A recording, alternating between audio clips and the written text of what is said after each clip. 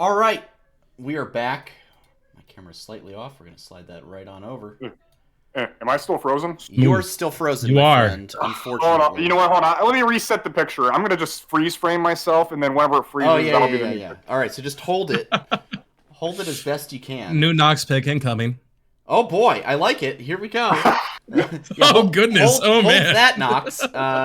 Oh, goodness. This is giving me, like trap rapper vibes, frankly. Well, while we adjust things on the fly here, it's time to switch into preseason power rankings mode. This is the time. Oh, I think you have frozen now, Knox. Perfect. I see it now. It's frame. It's exactly where I want it to be. Folks, if you have the opportunity to get this into our Discord channel, we will appreciate it. Clip and ship it. All right. We'll start power rankings. I am going to reveal them right now. Here's what we've got going into week 1 of LCS. Boom. All three of us dropping Cloud9 at number 1. We can agree on one thing. And everything else is just an absolute, not mess, but just kind of like all over the place. So let's get Cloud9 out of the way. I basically ranked all their players, almost all of them, as like the best player in their position. I think there were a couple, I know there were 2 that I didn't. I won't say who, but these are some good power rankings. So we all think Cloud9 is going to be the number 1. But Nox, you've got FlyQuest. We'll jump straight to it. You've got FlyQuest at 4. I've got them at 3 behind NRG. And Curly, you've got them at number 2. So, Nox, I want to ask you first, why so low? Only top 4. What's with that? So, the reason I'm putting only top 4 is that we have an extremely condensed schedule of only 6 weeks of play. Granted, there is a 2-week gap where there is no actual stage games or anything happening. So effectively, it's like 8 weeks, but just no stage games that week, right? Point is, it's still best of ones. There's only 8 teams. You only get 14 stage games. Every game matters, right? Right. So with that said, I guess here's a question for y'all. Were you power ranking for end of playoffs or end of regular season? Because I was ranking for end of regular season. Oh, I was ranking for... Oh, yeah. I was ranking for end of regular season. Yeah, okay, regular season, of course. Playoffs are their own thing. Okay, so don't talk about playoffs. We're on the same page here. And so in that case, my reasoning was that with only 14 stage games, 6 weeks of actual stage games, even though it's over the course of 8 weeks, I felt that between Busio and Masu learning to play together and how young Masu is, I felt that the development time needed for them to get to an elite level to be able to break into the top 3 was not going to be enough time, right? Come summer, I have great faith that the 2 of them will become one of the most menacing bot lanes in the league. But especially with how the season's been turning out, where there's such heavy focus on the bot lane, I'm not sure how quickly Masu is going to be able to step up to the plate and be one of those elite bot laners, right? And so for that reason, I think this overall FlyQuest team is still going to be good, but having the veteranship and the seasonship of like Whippo, Inspired, and Jensen being on the top side of the map, where admittedly the way games have been playing out in the LEC and in Champs Queue and so on and so forth, they've not quite had as much agency as the bot lane has had. And so for that reason alone, I think it's just you're going to drop games. And with all of that combined, being less games, less time, and the role where your rookie is in is going to be having higher amounts of scrutiny than other roles, those reasons are going to result in Fly dropping into 4th at the end of the regular season. I think they will actually level up going into playoffs. But for regular season, I think it's going to be a 4th. Okay. All right. Okay. That's very interesting. Curly, you've got the opposite take, which is FlyQuest up at number 2. What's your reasoning there? Well, so while we were on vacation, holidays, I had a visit to my doctor, and they prescribed me a fresh, stronger dose of hopium because once I told him what the roster was going to be, He's like, oh, here you go, man. And so I'm just hopped up on Hopium because I really, really love this roster. And especially with everything, every like conversation we just had with Andy has reinforced a lot of the beliefs I had in the team from the get-go. And so I'm really high on that top side. And then I don't really have many doubts from the bot lane because I've been watching Champs Q. I've been seeing them perform. They're doing a really good job together. As was mentioned, they're cooking, so they're prepared for a lot of potential, like in changing metas if that occurs.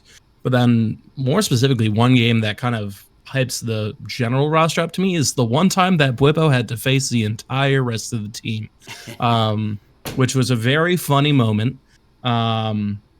And like one of the particular shining lights of that is that our bot lane, Masu and Busio, were able to absolutely like rock their opponents and like shut down any chance at development that Bwipo's team had.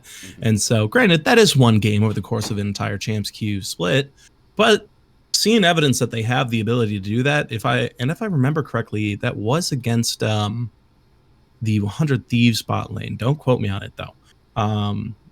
So seeing that evidence, that just really kind of inspired me on the ability of our team. So yeah, I'm very confident, very, very confident. Yeah, that makes sense to me. I mean, I've got us in third by the end of the split. I think Cloud9's just going to absolutely roll the whole time. NRG, I have still at 2. I just think you cannot discount the fact that 4 of these guys are back, playing together again. And honestly, I think they upgraded in the support role. From Ignar to Huhi, I think is a big upgrade. And so I predict these guys to do very, very well straight in at the beginning of the year and all the way through the end. Would not be surprised to see them making finals once again. Although I certainly hope FlyQuest is in the finals, meeting them there. So FlyQuest I've got at number 3. I think we're going to be significantly better than the rest of these teams for sure. But Cloud9 and NRG I think are just a bit too difficult to surpass. But we've all got the same top 4.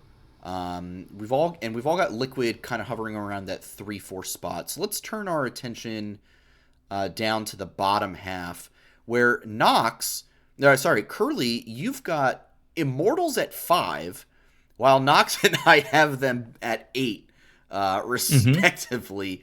Let's talk about this.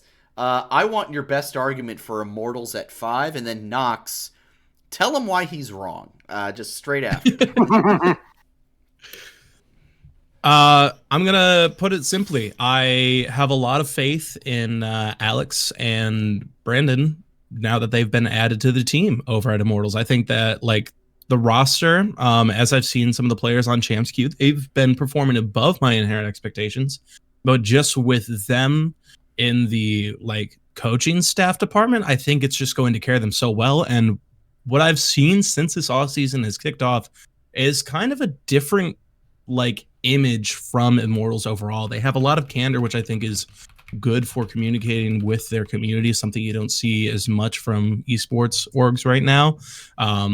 Like they're just being like, hey, this is our thought process, all that stuff. And so since we've talked to Alex before and Brandon about their experiences either on or off the show, I just know they're going to bring in a good light to guiding this team. And I think they're both people that are able to achieve success with what I would consider to be underdogs. And so, like, even though I still have them bottom half of the pack, I think they're going to be able to edge out on top strictly based on leadership. I mean, okay, so you're not wrong on a lot of those things, right? Like, I have a lot of respect for Sharks and Loyota and all that, right? I think my main thing is the actual roster construction. From what I've heard to talking to people who are in the scene and behind the scenes, is it's just there's a lot of kind of question mark pings going on. Like, why did you select the players that you did? And so That's honestly a lot of the reason why I have them down in bottom. Sandy, maybe you can comment on your end.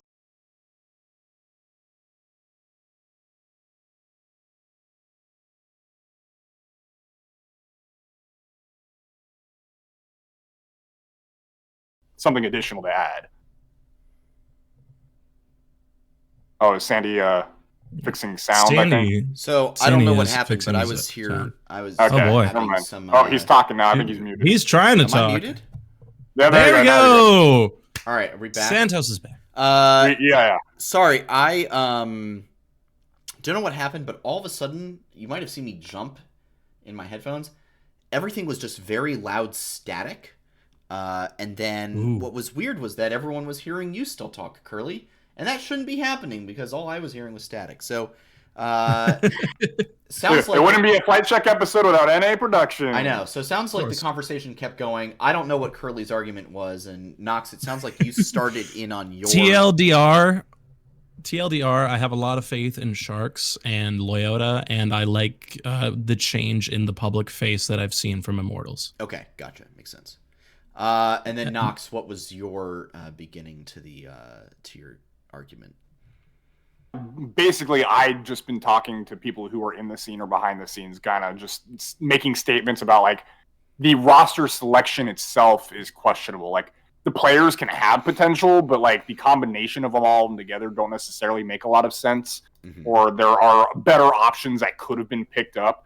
And so, in that kind of regard, it sounds like maybe I wasn't taking that into full consideration. Like, the players have potential, but it's just the actual mixing of them onto a actual team doesn't really make sense. So they could easily swing up to where Curly has them currently, right? Yeah. But I don't have a lot of faith in them because a lot of other people do not seem to have faith in them. So I'll be honest, I'm kind of riding the bus right now. I'm unforgiving it a little bit for those of you who will catch that reference. Yeah, I'm not a big fan of this Immortals roster either. I don't want to say there's too many unknowns, but I am skeptical of the bot lane. I think Armeo, he is a good player, but I think he needs strong players around him to perform well, and I just don't know if that's what he's going to have here on this team.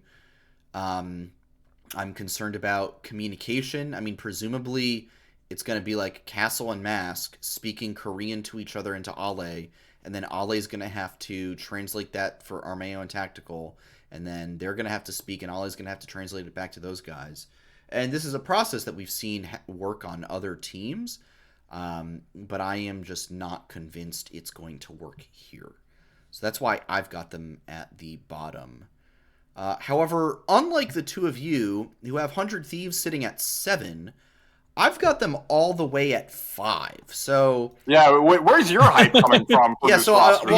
I want one of you to tell me why. He just doesn't want to be blasted by D-Shine. No, I just want one of you to tell me why they're going to be bad, and then I'll explain my reasoning. Curly, you want to take it or you want me? I'll let you start. Okay. It is not that this roster will be bad. It is that there is just a lot of green. And so what I think you're going to see is a lot of limit testing, and that's going to lead to a lot of inconsistencies and moments where it's like very hype moments of like someone getting outplayed or whoever it may be, right? And it's just going to be a lot of like learning moments, right? So I think it really sucks, right? Because I think that what this 100 Thieves organization is doing with this roster, they're doing it for the wrong reasons. Don't get me wrong, but I think what they're doing with this roster is great because it's, if you're truly a League fan and not a casual viewer, which sucks, but as a true fan who is like watching in depth details of the game and whatnot, you're going to watch this squad get better and better over the course of time, right? But again, this kind of comes back to my Masu Busio argument of like, you have a rookie player in a lane where it's like very high scrutiny, and you have that in every single lane for 100 Thieves, right? Outside of jungle. Like River's very, very good, right? But the rest of the lanes are all brand new for the most part. And so It's going to be a matter of these guys are going to be limit testing and trying to learn, and you're going to see some cool stuff from them, and it'll be fun to watch them develop.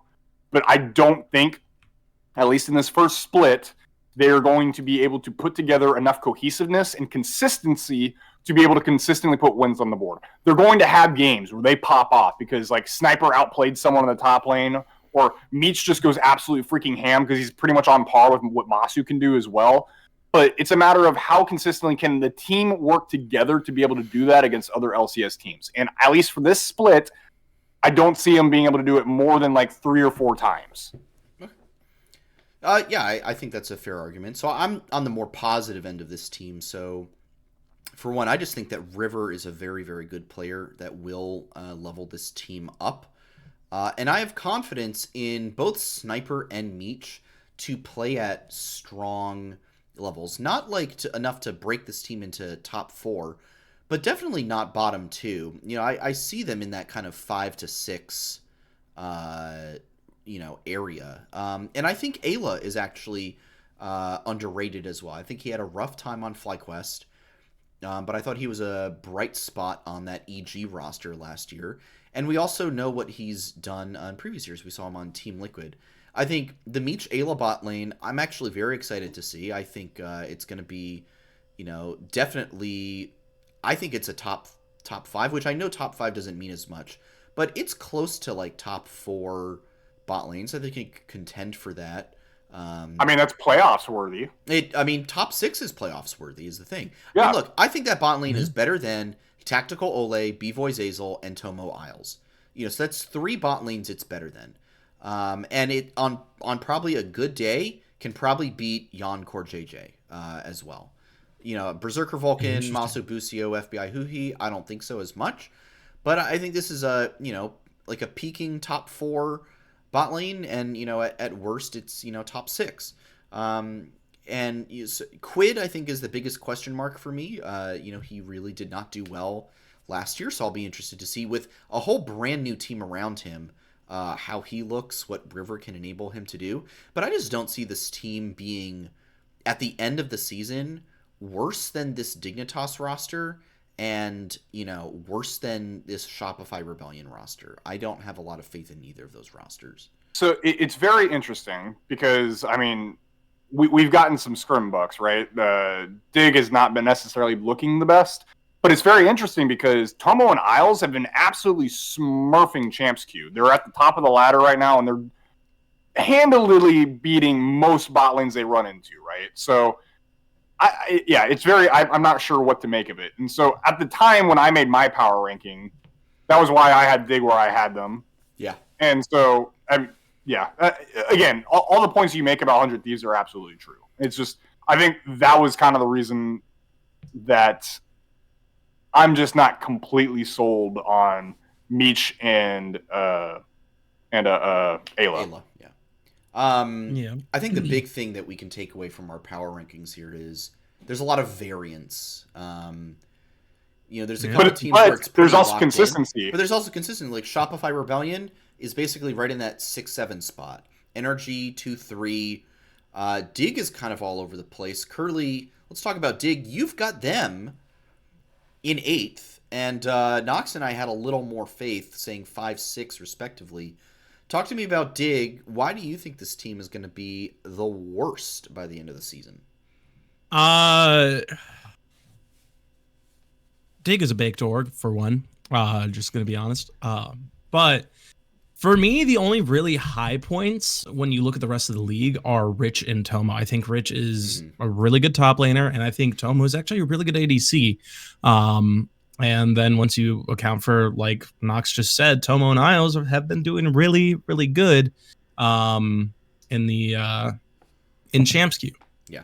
But outside of that, I don't see enough from this team compared to the raw talent of the rookies that are coming up this season, and just the inherent talent of the other imports or the veterans to make them shine above me. And that's not to say that they're bad. It's just they are, like, if you look at my chart that I'll be posting later after the show, like XU, Dove, and Isles all are just in 8th place, and that's dragging the team down. And I think it's just, as a whole, don't have a lot that's hyping me up for this team.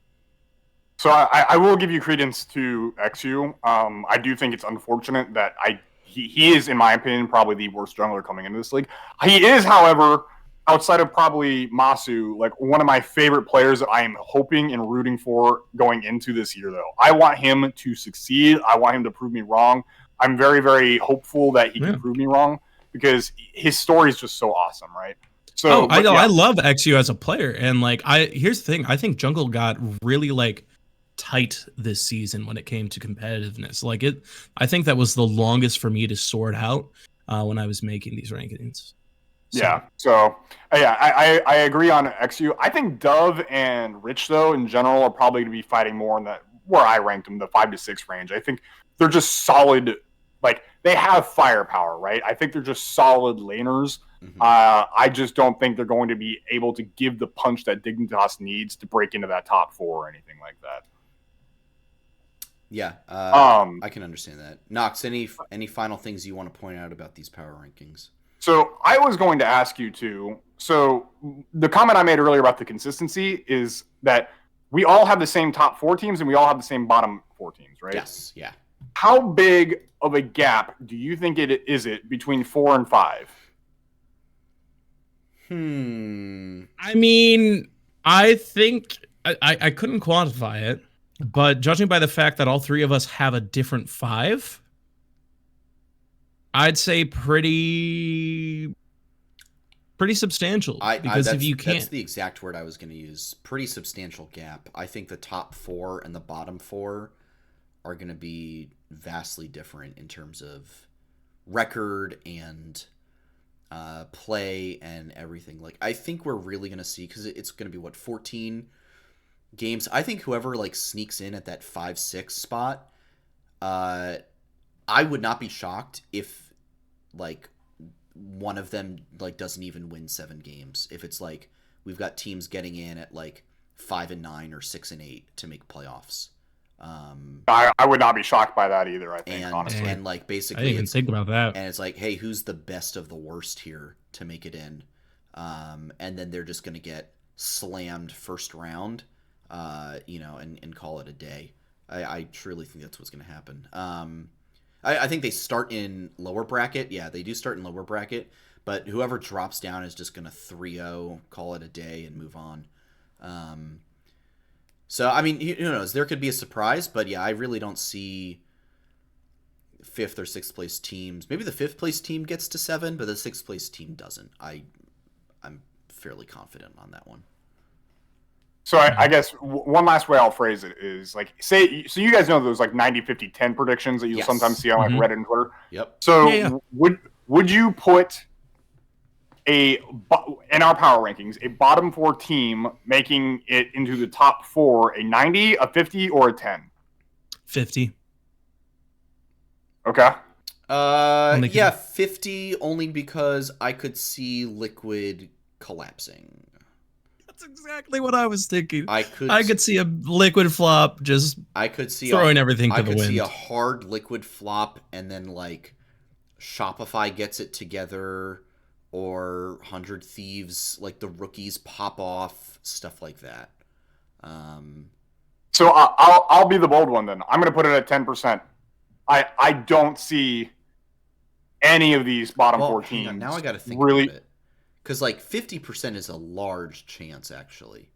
Yes, that's kind of what I'm arguing here. I'm going down to 10%. I think it's closer to 10% than it is 50%. Yeah, it's close. It's not either one. Damn. It's probably more like 25, but it's closer to 10, I think.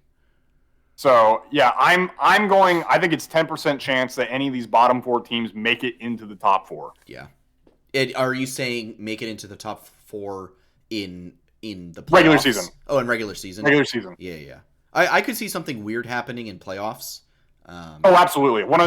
If Dignitas or Shopify, in my opinion, make it in, and like I don't know, just fly flops again. It happened last year. TL flops. Yeah. It happened. It could happen. I don't know.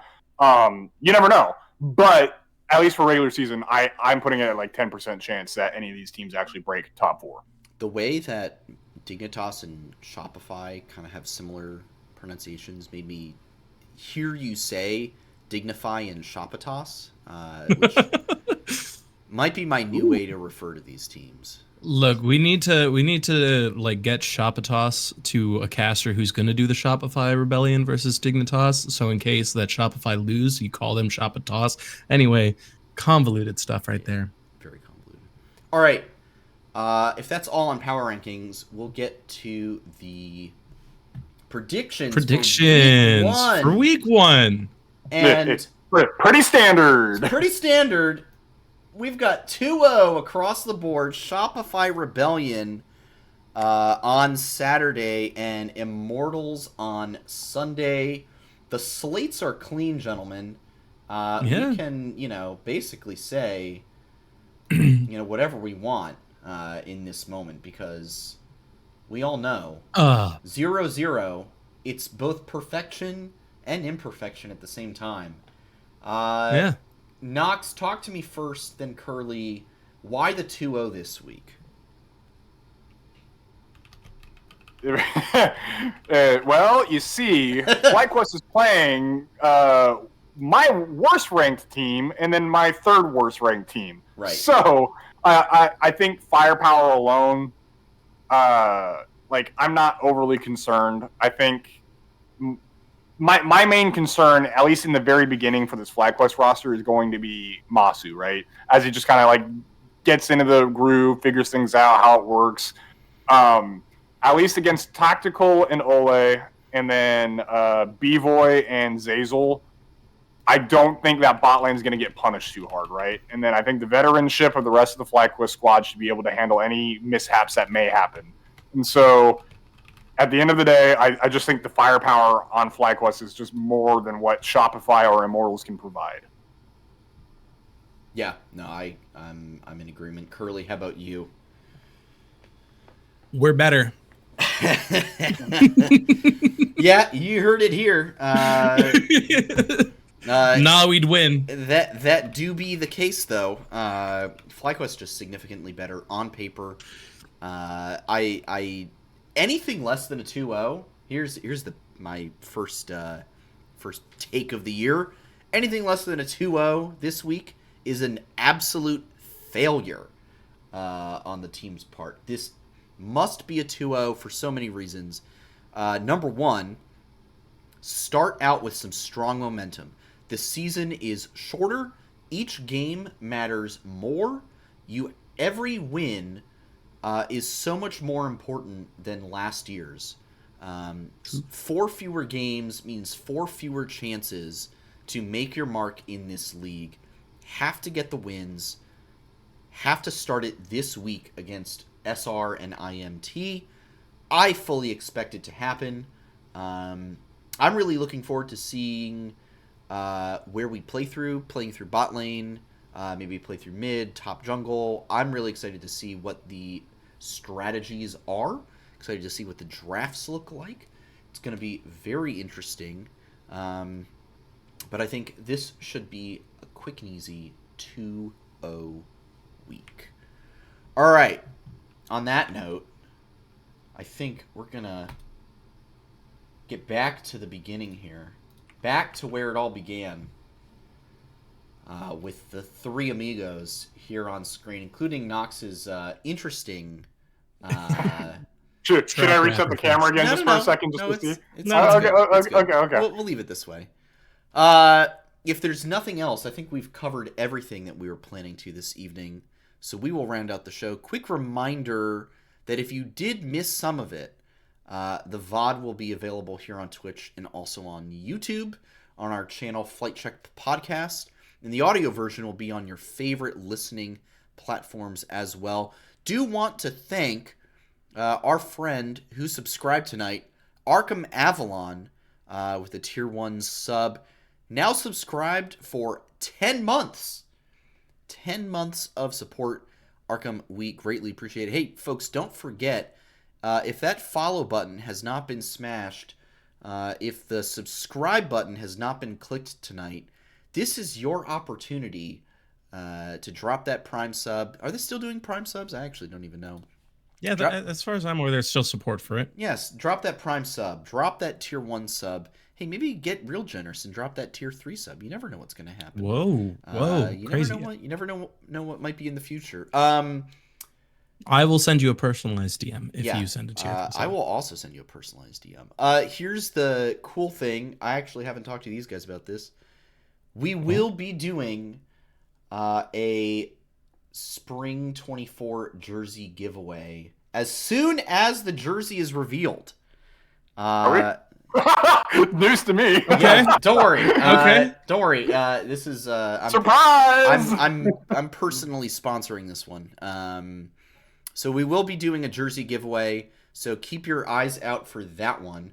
Curly, you're finding out live right now that I'm gonna need a graphic. And I gotta make a graphic. Let's go. You gotta make a graphic for that one, brother.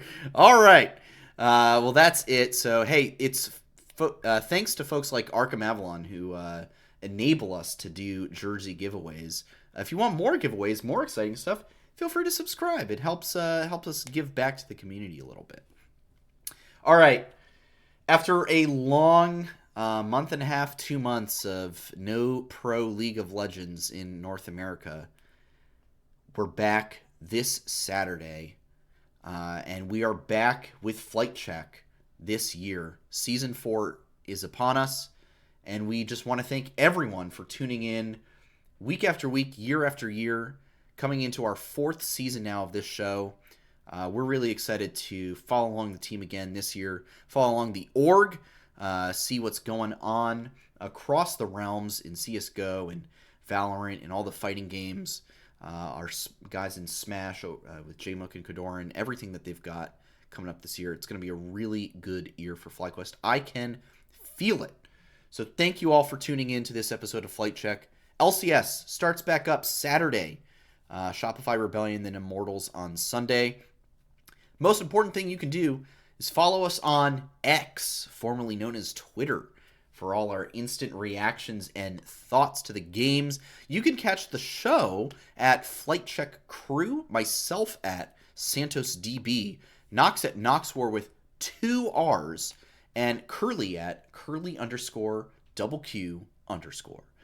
Make sure to hop into the Flight Check Discord as well. Moobot dropped a link for you just a little bit ago in the Twitch chat. All kinds of esports discussion and otherwise taking place in there. Lots of good food postings and Nox's movie recommendations.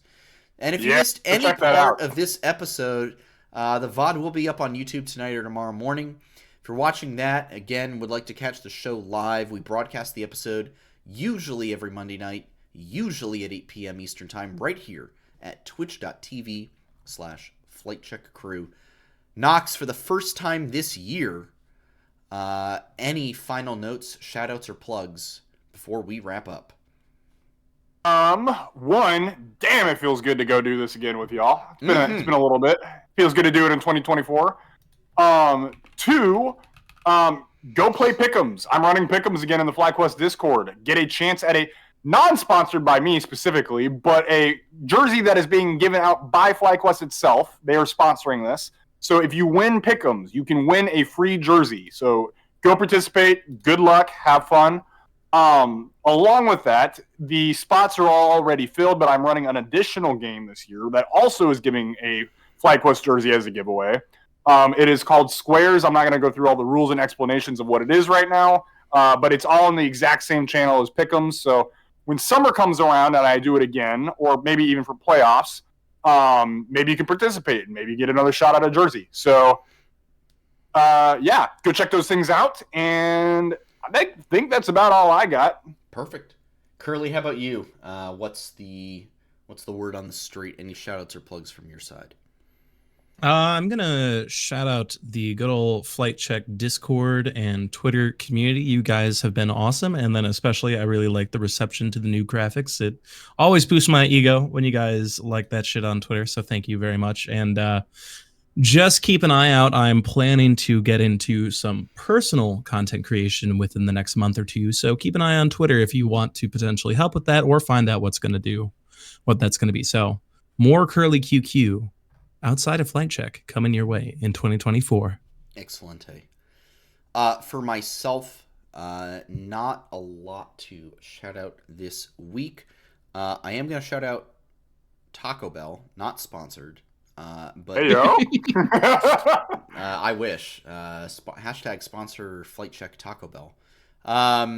For sustaining me and my wife yesterday when we were in desperate need of some good food. And then the other shout out I'm going to do is Gerard Mayo, the New England Patriots head coach. And he is the first African American head coach for the Pats. Super excited to support that guy. Please, by all means, just draft a quarterback.